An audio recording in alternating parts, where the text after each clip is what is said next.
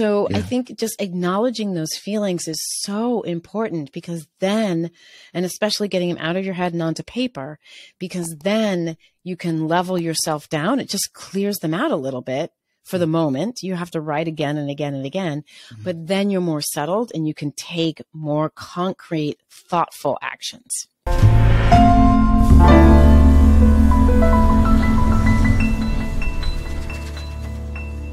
In this episode, we have the privilege of learning from the author of 100 Acts of Love. She's an HR leader, speaker, and she's a mother. Welcome to the show, Kim. How are you doing? I'm doing good, Toby. Nice to meet you. Nice to be here. Yes, nice to finally meet with you also, Kim. I really appreciate your presence here today. And, you know, I mentioned it very, very briefly before we started. I would just love to put on record and say I really admire your strength and your courage. I was reading your story and I was like, oh my God, people go through a lot. And you are not an exception to that. You've gone through a lot and you're using your experience to even change the world. That makes it even a better thing. Like you took that phase of your life as a gift to impact the world positively. I really admire that. And I acknowledge your strength. I acknowledge your courage to do that. God bless you so much. Well, thank you. Actually, I really needed to hear that today, because this morning was a tough morning. And so I'm really grateful to hear that. Thank you. Thank you so much for all you do. Yes.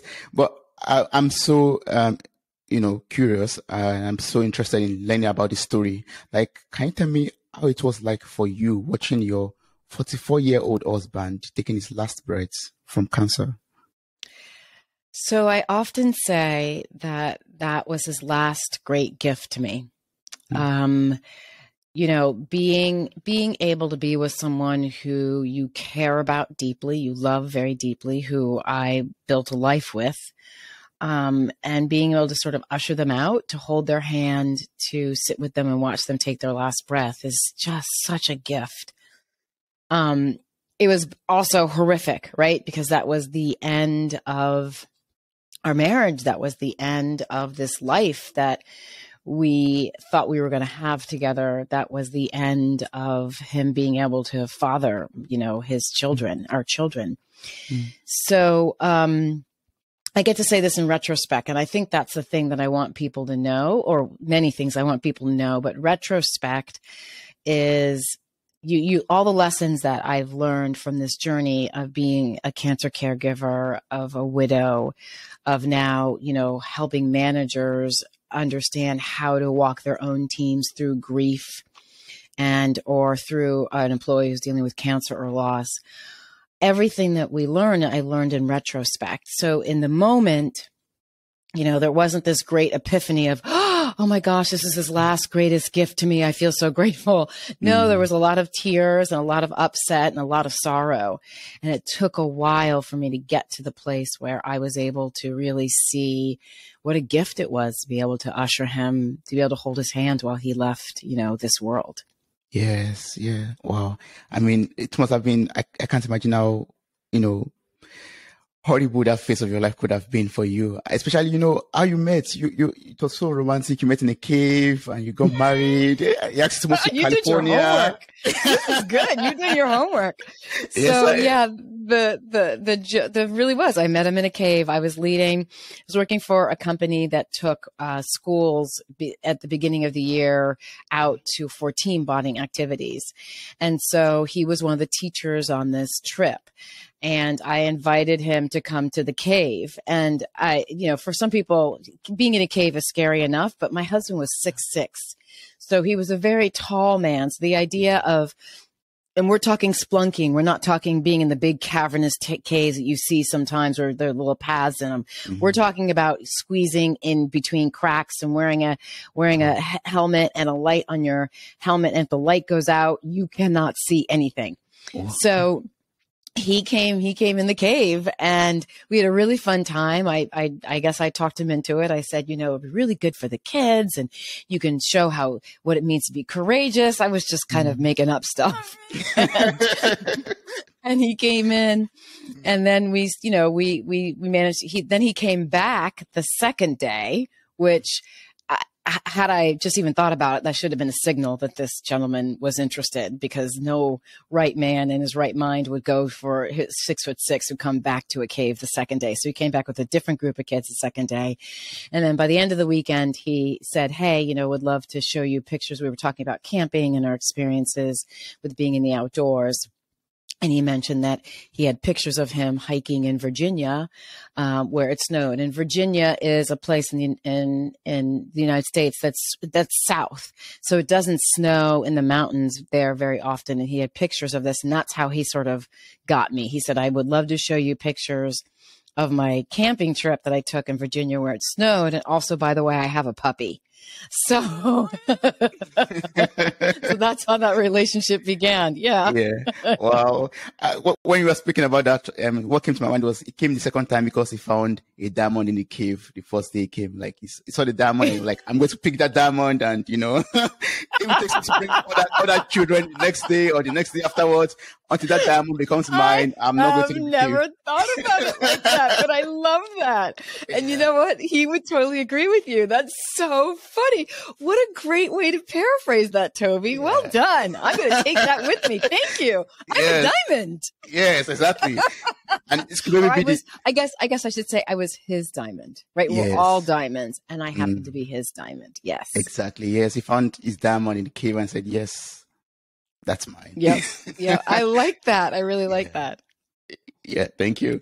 Yeah. But I mean, I would like to learn from that old journey. Like you met, it was wonderful, but then all of it all started, you know, the whole cancer diagnosis and all of that. How was it like then living and caring for someone who had cancer? Great question. And it was hell. I mean, you know, that's not true.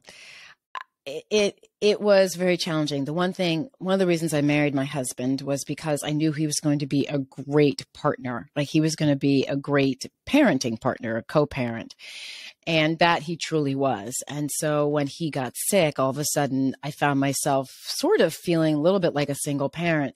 The chemo regimen that he was on, he had chemo every other week. And as a result of that, and the type of chemo he was on, he really sort of disappeared mentally. The chemo would make him very fatigued, would make him very foggy. He couldn't concentrate. He couldn't focus. Sometimes he would just he would start a sentence and trail off. So for about, I'd say 10 days, every 10 days, every 2 weeks, he was sort of non-existent because he would get 4 rounds of chemo in 4 days. Then the chemo would be surging through his body, would be sort of working on his brain. So there was definitely challenges there, and it's always so painful to watch someone you care about and you're unable to help them, right? I mean, there's really nothing I could do other than make sure that he had the right nausea medicine and was seeing the doctor. In a lot of ways it was alarming because my husband was very stoic. So one of the doctors said, we threw everything at him. And he never complained. Like he just never said this hurts. And she goes, I know he was in pain because I've seen other patients get the same type of treatment and there have been a lot of pain. And so he was stoic, but that also led me to feel like I needed to make sure, just check in with him because sometimes he would put up with high levels of pain that he didn't need to, but just because that's who he was. So it was hard, but it was also a really beautiful time in our lives. And that our communities came together. And I think that we don't know what kind of communities we are part of until something tragic happens. And then people come out of the woodwork to support you. And that's exactly what happened with us. I'm so grateful, our kids' friends' parents, came and supported us. The people at his work came and supported us, our families. We had friends fly in from across the country to support us.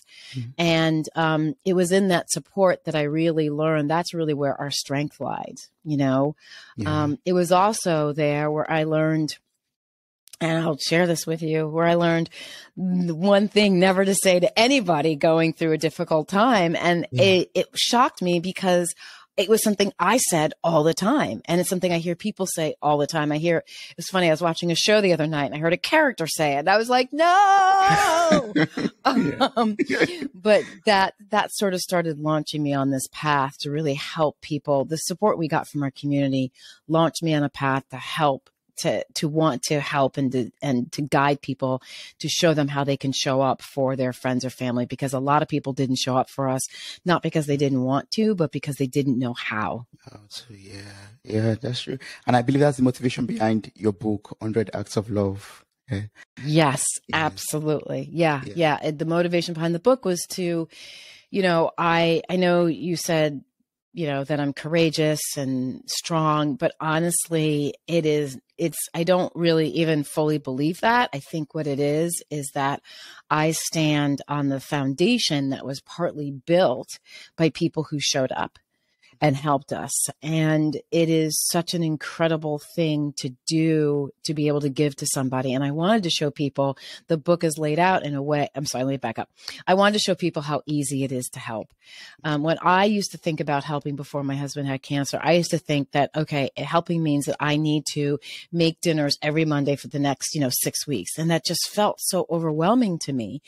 But what I discovered when my husband had cancer and after he died is that some of the most meaningful help that we received was so simple and easy.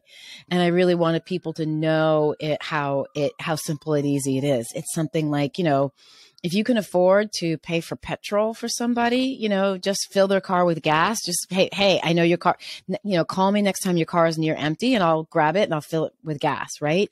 It's simple things like that are really, really, really helpful. Yeah.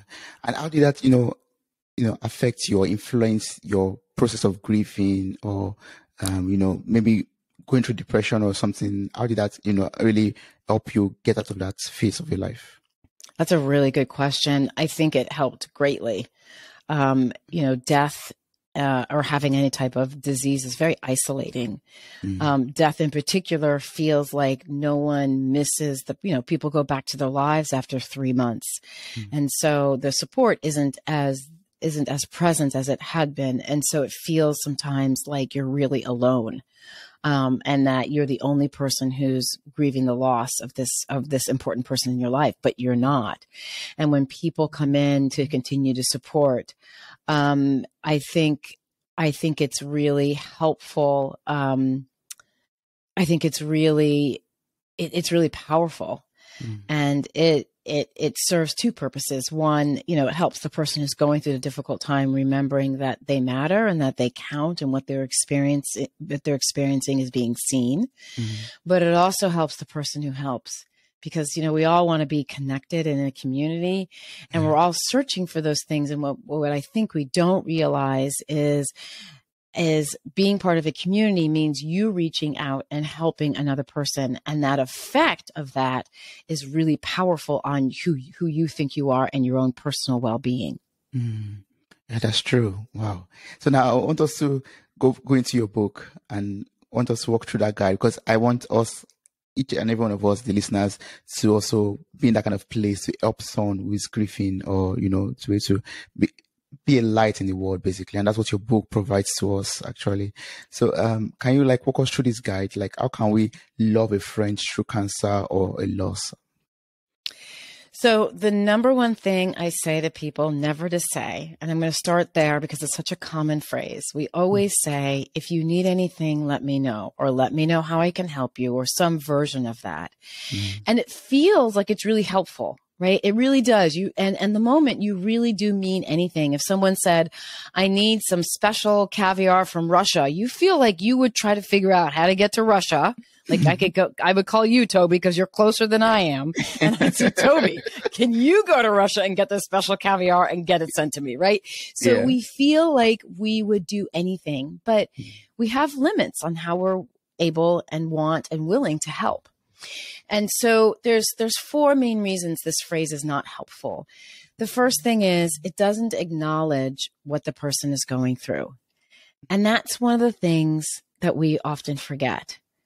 When we watch someone going through something, we want to go into action. But the very first thing we need to do is just say, holy hell, I see what you're going through. right? And I often say, as an example, is if you go to, let's say something really great has happened. You've gotten married, you're engaged, you're going to have a kid, you just bought a boat, you bought a new car, you got a new job, something really great. And you're so excited about it. And then you go to lunch with 6 people. And during this whole hour and a half lunch, nobody asks you about it. No one says, oh, tell me the baby's name or how you doing. No one says, oh my God, what kind of car did you get? No one asks anything. It doesn't feel very good, does it? No, it doesn't. No, right? You feel invisible. It feels awful. Yeah. Well, the same thing holds true for when someone is going through a tragedy. Although it feels uncomfortable, you want to take the moment to just acknowledge what they're going through, to go, oh, like this just kind of stinks. Like, I don't think you should have cancer. I don't want you to have cancer. I love you. I'm scared for you. So that phrase doesn't do that. That phrase moves immediately into action, and action is good, but only after certain things happen. So the second reason it's not it's not helpful is, Toby, what's anything? Like, it's abstract. Yeah, it's completely abstract. Now you're young. And if you said that to me, I would look at you and think, okay, Toby, so can you go to school and pick up my vomiting 4-year-old and bring him back to me? And you're like, ew, no, I don't have kids. And I'm not going to wreck my car like that. It was disgusting. Right. So anything is too big a word. It's just too big a word for anybody to wrap their heads around. The third reason it's not helpful is now you have put the person who's in crisis in the position of having to figure out what anything is. And it's when you think about it and people want to help you, you really need the most help in your day-to-day life. But we go through our day-to-day life kind of like automatically. So it's really hard to break apart our day-to-day life and to find 1 or 2 or, like 3 things you can help me with. Like, I needed help. I needed pasta, but not until the water was boiling when I realized I was out of pasta. One time, I love telling the story. One time my kids, we had to use paper towel as toilet paper because we ran out of toilet paper because I forgot to add it to the list of the grocery list that my friend was shopping. Like I needed things immediately.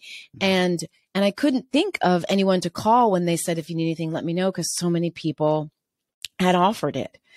And then the last reason it's not helpful is now you've put the person who you care about and want to help, you've put them in the position of being very vulnerable and coming to you to ask for help.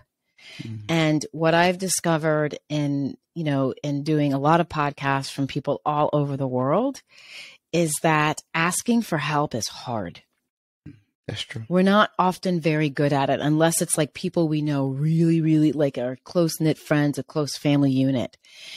And it's hard on a regular basis. And when you're in crisis and you really need someone to pull through, it's even harder.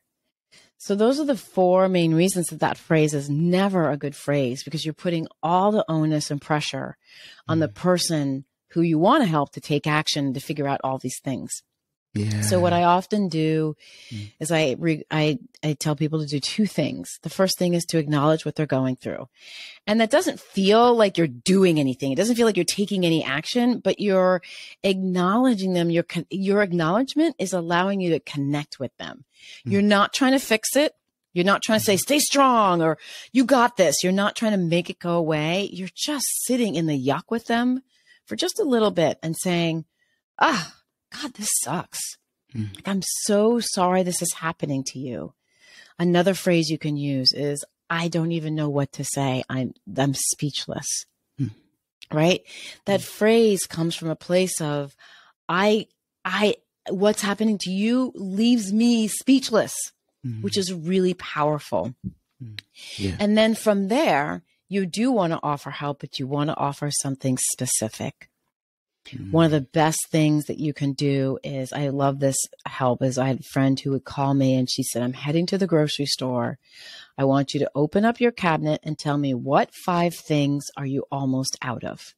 right? We are almost out. All of us are almost out of 5 things in our refrigerators or cabinets. That's true. And then she said, I'm just going to drop it off at your door. So there's a signal there. One, it's a really quick way to help. Right. And I don't feel like I don't feel guilty for asking her because she did offer. 2, it's very specific. So I know 5 things, not 10. I could probably put in 6, but I feel like 5 feels containable to me. Yeah, yes. Right.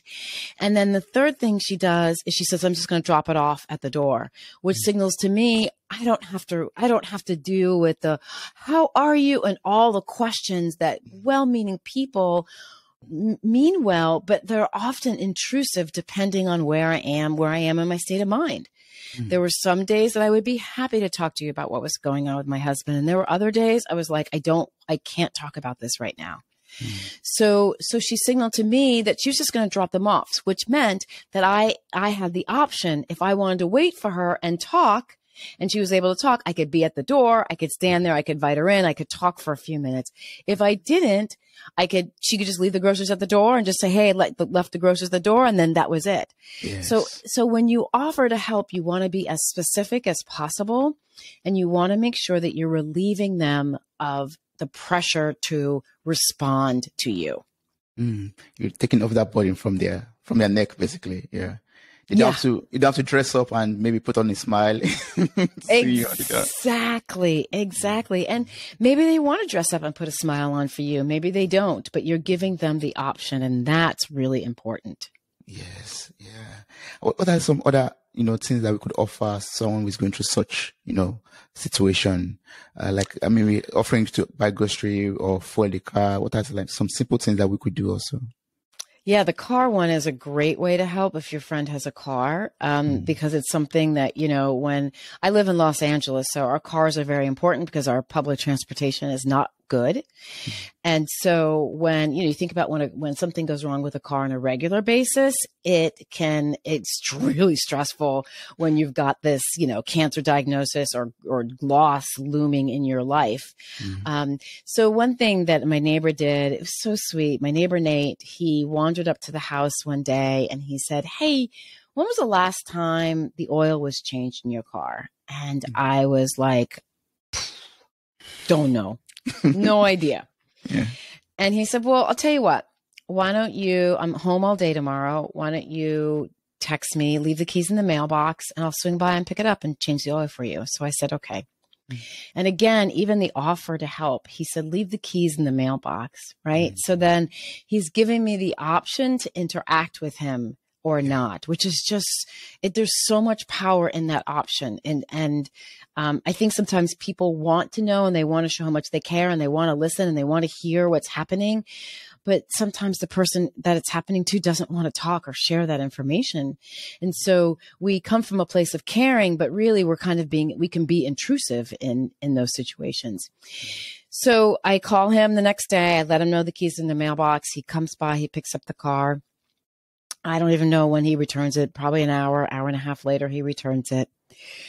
And then, and then later that day I go out and I've got the kids with me and I walk out to the car and I actually start to cry, and I get in the car and I start the car and I'm sobbing because not only had he changed the oil in the car, he had had it washed inside and out, and then he'd filled it with gas. And the gas thing was so important, because even if I had seen that I was out of gas, and I cannot tell you how many times while my husband was sick and after he died that I almost ran out of gas because I would just forget. I just would forget to look or wouldn't see the little thing that says I'm out of gas. Even though it's bright red, right? So that just shows you, grief, and you can have tunnel vision when you're doing things. So even if I had realized that I was out of gas, I wouldn't have asked anyone to do it because it would have felt such a silly kind of thing to ask someone to do. Like, why can't I get my own gas? There's nothing wrong with me mentally.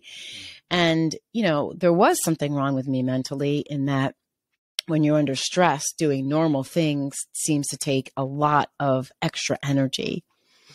So it was such a sweet, kind thing for him to do. And I talk about it to this day. And it was 13 years ago. You know, so I think what I like to tell people is we all have helping superpowers. And what I mean by that is things that we really like to do, that are sort of normal house chores that we do, that we don't find very taxing or hard, right? And so those are your helping superpowers, and that's what you can offer to help the other person with. So a great example is I am not a cook. I can cook. I don't enjoy it. I just don't enjoy it. I don't enjoy the planning of it. I don't really enjoy I sometimes enjoy the prep, but I just don't like to do it. But I'm a great grocery shopper. And what I mean by that is that if you need something and a particular item that the one store doesn't have, I will find it. And if the store says it's coming in on a truck at 7 a.m., I will be at the store at 7 a.m. to meet that truck and make sure that grocery clerk goes out to that truck and gets that one item that you need. Yeah. So I love that kind of searching. It's really fun for me. I enjoy it. So that's where my superpower is. So we all have superpowers, and the superpowers are in the house. I mean, Toby, like, what do you think your superpower is? What do you like to do around the house that you just enjoy? Oh, I love cooking, actually. Perfect. Yeah. That's perfect. Okay. What else? Let's, I want to stay away from food. What else do you like to do? Okay. Around the house, for example, I love cleaning also. Okay. Like, yeah. That's a great thing. It's like, let me come over. I know, people have been in and out of your kitchen. Let me come over and clean your kitchen. Let me come over and clean your bathroom. Let me hire someone to come over and clean your kitchen or your bathroom. Let 6 friends, let 6 of us hire someone to come over and clean your bathroom and your whole house. Right? Yes. So those are the simple ways that we can do, simple things that we can do that are just really easy and pleasurable for us. But when we do them for someone else, they're really meaningful, right? They're like, oh my God, they walk into the kitchen and they think, thank you, Toby. Like, I had no idea how stressed I was. I was looking at my kitchen right now. They had no idea how stressed I was about cleaning the kitchen until it was totally cleaned. It's like you take this tiny little burden off of their back, and it just allows them to kind of more easily put one foot in front of the other. Yeah. Wow. Thanks so much for sharing that. Now I've learned a lot of things to do to help a friend or anyone around me that is going through a loss or, maybe sick or whatever. One thing I took out of this is to be specific with my action. Like, what do you need? Not ask me for anything, but like, I can help you with this, and put your key in the mailbox, for example. Yes, exactly. And you don't have to be you can be like, hey, if you have any trouble with your car, call me. Right? You don't have to be like, I will fill it with gas. But you can be general. I'm happy. I'm always out and about, happy to pick up the kids from wherever you need them to be picked up. And this also applies to work, because we all have our superpowers at work. And a great example is someone who, this happened. I worked with a client where the employee who was sick wasn't really great at Excel, was trying to get better at Excel, and would put these reports out and would struggle kind of putting the pie charts together and the pivot charts together. They knew how to do it, but they would just so their coworker said, look, I know you have this report due. Let me do the pie charts for you. I love this kind of stuff. So he took over doing it for her for, I think it was like 2 months. And she was so grateful because, she was working while she had cancer, and it was something that was kind of weighing down on her head. And it was just such a struggle for her on a normal basis. And he was so happy because he loved doing this and he got to support her. Yeah. So those are the type of situations where it's a win-win. So the same thing happens at work as well. Yeah, I'm happy you brought up work. Were you able to work during this time also? Were you able to work as an HR leader? I was actually not working at that time at all. And I'm really grateful I wasn't. I was working as a freelance writer. So I guess I should say that I was working as a freelance writer. So I was grateful that I didn't have a job. And then it was difficult to finish up the last few projects I had after my husband was diagnosed. Yeah. And how did you talked about that mental stress, you're going through a lot, and the trauma, I believe, that came with it. People could help you with physical things, clean the kitchen, fill up your car with gas, maybe wash the car for you. But that mental stress or trauma is still there.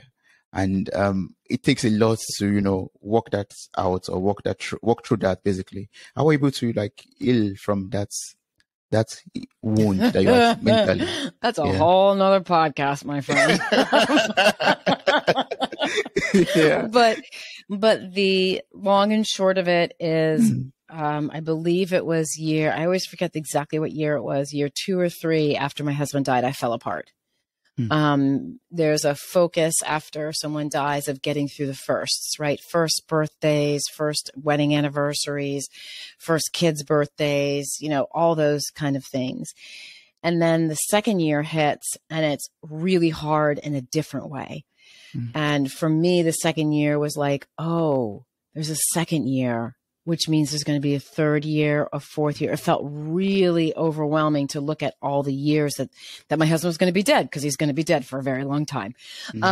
Right. So there was that overwhelm, and trying to manage a life with trying to raise 3 kids, get work, go back to work. It was a really stressful time. And on year 3, I actually hit a bottom I never knew existed, with a major depression, and, really struggled. And that's not everyone's story, for sure. But what I did was I knew I needed extra help.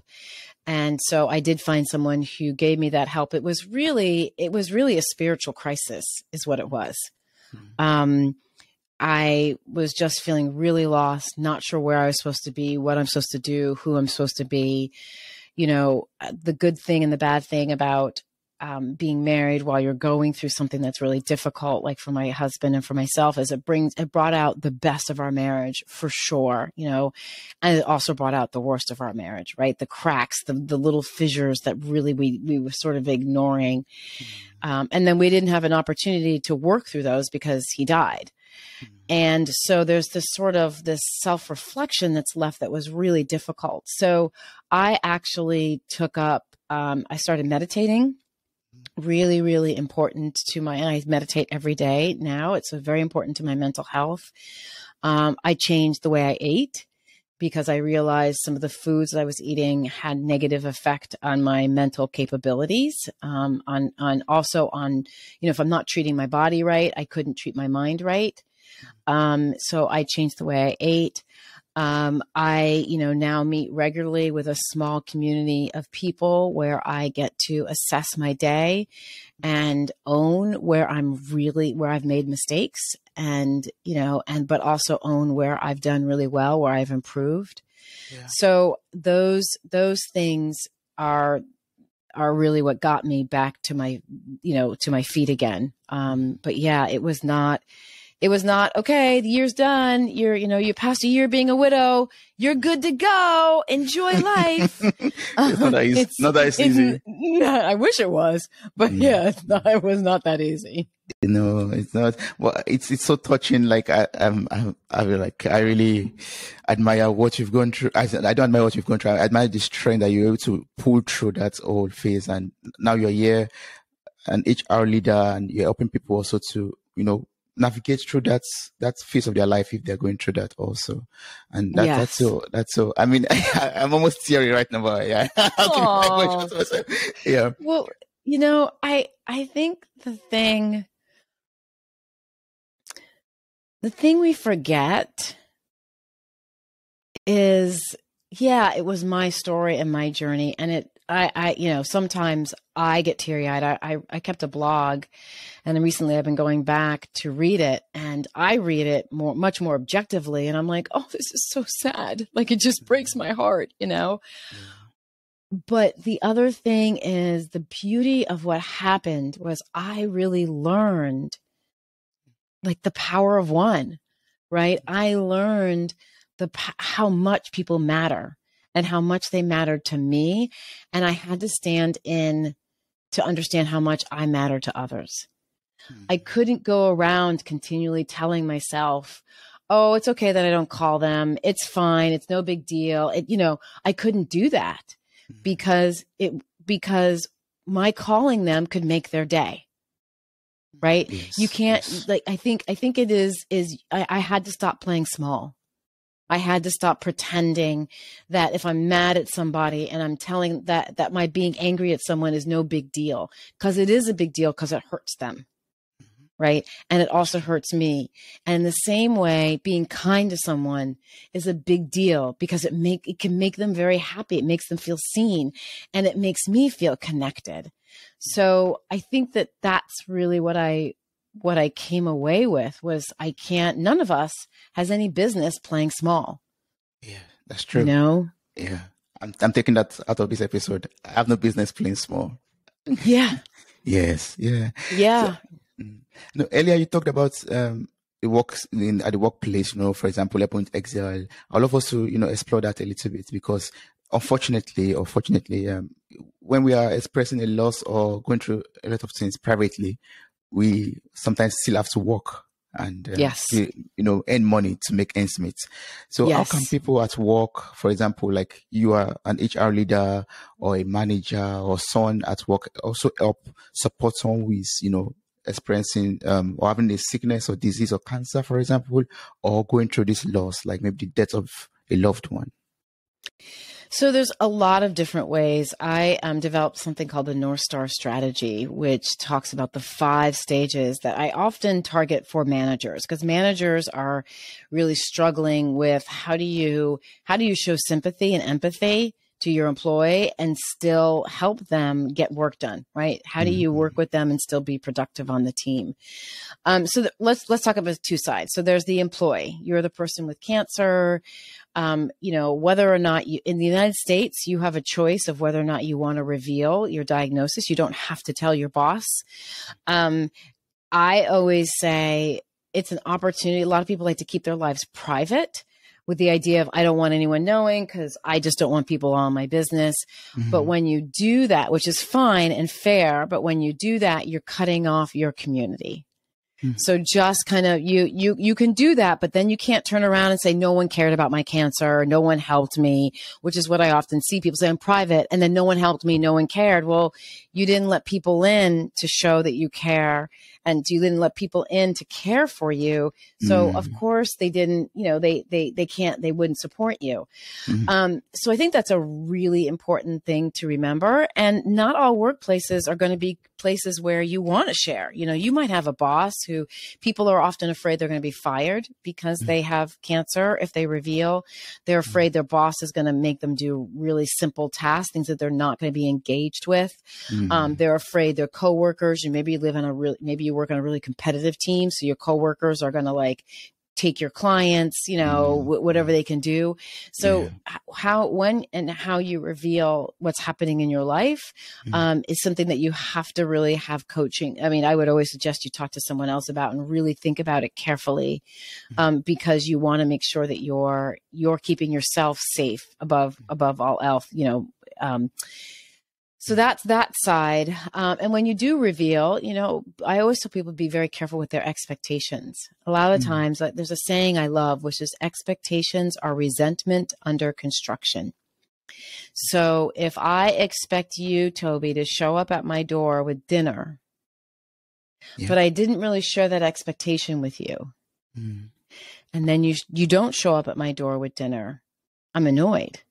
I'm like, well, he said he would do it. Well, granted, I didn't give him an exact date, but he said he'd do it and he hasn't offered and he said he'd do it. And so all of a sudden now I'm turning into resentment because I had an expectation that wasn't real.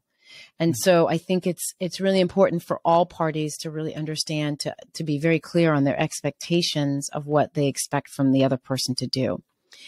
For managers, I go through it really quickly. Make sure you say something. That is above saying, if you need anything, let me know, which is the worst thing to say. The worst thing you can actually do is not say anything, right? It's just that lunch example I gave. It's just brutal. So if you are a boss, you have a responsibility to say something, right? Your responsibility to say, I'm so sorry this is happening to you. Let's have a conversation next week to see how this is going to affect your work. That's your job as a manager. The second thing you need to do as a manager, and this goes for employees too, colleagues as well, is to sit down and write about your feelings about this, right? We all have our personal lives, who that have been affected. So maybe your mom died of cancer, and having an employee with cancer is just really stirring up a lot of stuff and a lot of fear. Maybe you have no cancer experience, and the only cancer experience you've seen is on TV. So now you're expecting the employee or your colleague to, lose weight, lose all their hair, all the stereotypes we think about that cancer has, right? Maybe your best friend died of cancer 2 weeks ago, and you are really raw, and it's really hard to deal with a colleague that has cancer. So just to spend that time getting those feelings out, because here's the thing. We think we're fooling people. We're like, oh no, I'm fine. Everyone knows you're not fine. That thing, you know what I mean? When someone goes, no, I'm fine. Yeah. You're like, bull crap. You're not fine. I can tell you're not. Our feelings leak out of us all the time, And so if you don't get them out on paper, so at least they're not running around in your head, because that's where they do a lot of damage, because you start to make up, it's sort of like a snowball. It just gets bigger and bigger and bigger and bigger and bigger. Yeah. Or we do a lot of damage. We make up stories about what this person said and what it means that they said that, the whole thing.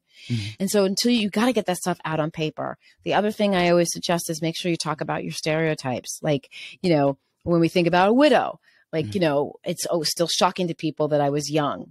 Because when we think of widows, we think of them as older people, which is true. I mean, that's stereotypes, or some stereotypes are based in some stereotype facts are based, some stereotype stigmas are based in fact. So yeah, women do live longer than men, which means that the husbands are dying. But the stereotype is that a widow is always sad, right? That we're always sad. Yeah. And, I don't want to talk about her husband because she's going to start to cry. I don't want to make you uncomfortable if I talk about your husband. And, oh, Kim, you seem so full of joy and lightness. Well, it's okay for me to be full of joy and lightness, because just because I'm a widow doesn't mean I'm sad all the time. So really checking in with those stereotypes is really, really important. And then this comes in then we get into assessments, which is exactly what we just talked about. Figure out what you're good at. Right? Yes, so if you're at work, figure out what you're good at. If you're a manager, what is this person who's dealing with this crisis working on? Get a really good picture of what they're working on, so you can figure out how you can support them and also get the work done. So taking a big view of that and also understanding what your organization can offer. Then the fourth step of the North Star strategy, the fourth point, I should say, is that's when you can go into action. So that's where you as the manager say, okay, y'all, Toby's going to be out for the next a month, but I've spoken to him, and he would love for you all to stop by and visit. But we could only come in on Fridays, and we need to call him before we go. So we've elected Kim is going to be the go-between between you all and Toby. So Kim's going to be taking messages and taking them over to Toby and talking to him and see if he wants anything. So that type of conversation, right? It also happens with work. So maybe you are working. Maybe you're working 3 days a week and you're taking Thursday and Friday off for treatment. So that means that your manager and you are sitting down and having honest conversations about the kind of work you can complete, because you're not going to be able to do everything that you were doing before, and you still want to be involved in doing some work. Work provides a great foundation for most of us.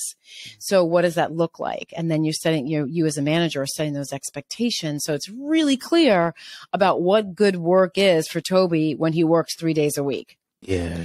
And then the last one is, of course, is reflect and repeat. So look at what's working and look at what's not working and change it up, go back. Maybe you really don't want people coming by the house every Friday. So let's change that and make it just Friday morning, right? Or you just want Friday afternoon, or maybe no Fridays at all. Maybe you're done with having visitors.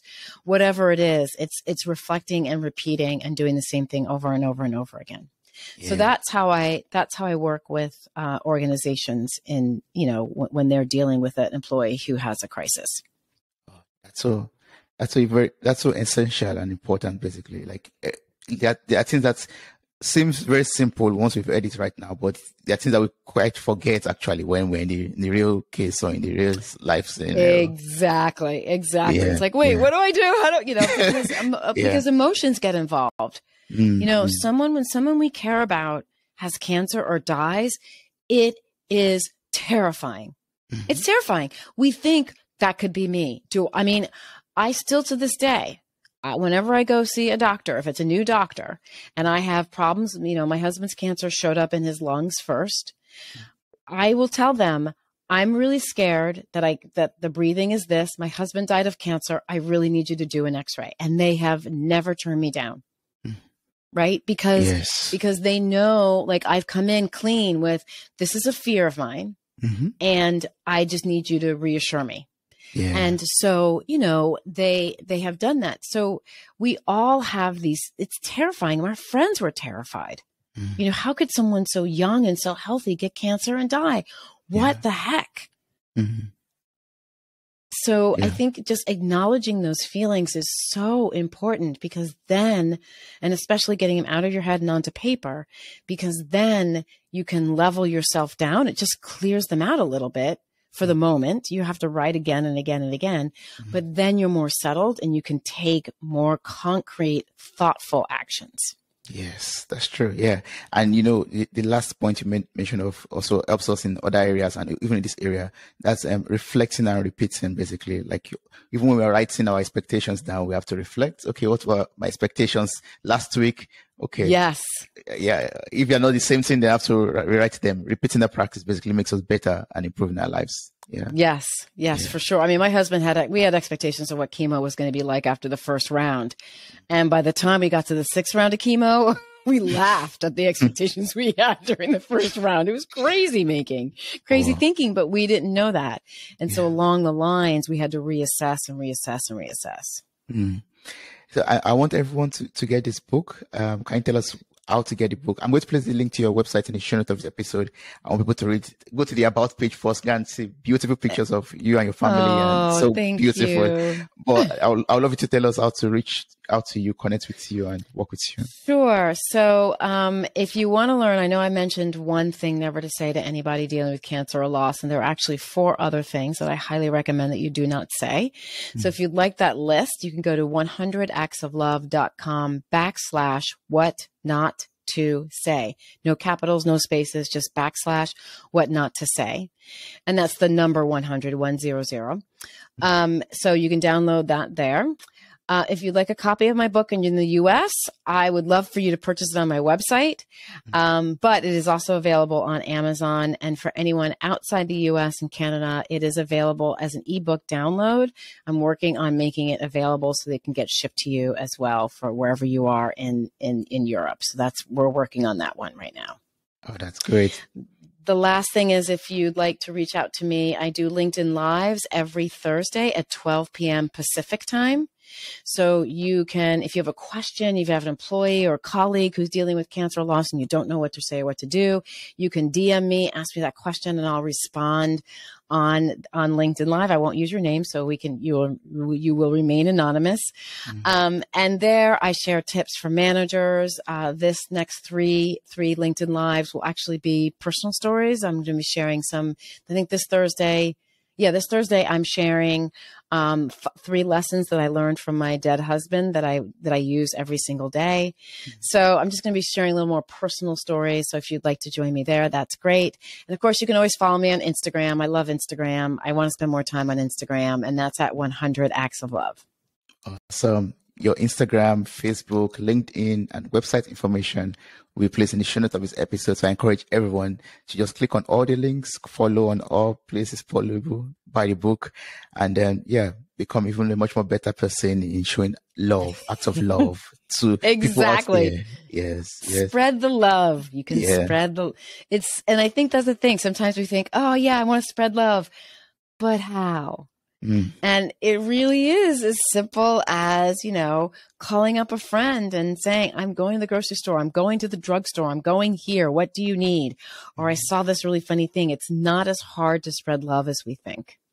Yes. It's not that difficult. It's not that complicated like we think it is. Yes, exactly. Yeah. So if there's the biggest lesson that you want everyone to get out of this episode, like as a closing remark, what would that be? You matter. Just really simple. You know, you and all your flaws and the mistakes you've made and the things that you think are unforgivable, which are totally forgivable, but you matter. The grocery store clerk who just needs a smile. And you could be that person who gives her their smile that makes them think, okay, today, honest to God, today I'm not going to kill myself, right? I mean, you matter. And when you show up in kindness, just simple kindness for others, it makes a big difference to everyone and to yourself. Yeah. Wow. You matter, Kim. I matter. Everyone matters. You do matter too, Toby. Absolutely. Absolutely. Yeah. Thank you so much. I really appreciate this. It has been so touching. It has been so enlightening. It has been so eye-opening. I really appreciate this wonderful conversation I had with you. Thank you. Thank you. Thank you. Thank you so much, Kim. I appreciate this. Thank you so much, Toby. I really appreciate I love your podcast. I love how deep and all the guests you're getting. You're getting some really, you're making, it's thought-provoking, and you have another subscriber. Thank you. You could also leave us a review on Apple Podcasts or wherever. Done. Anywhere. Done. Yes. Thank you. I will do this. I will do it for you. Absolutely. Thank you so much.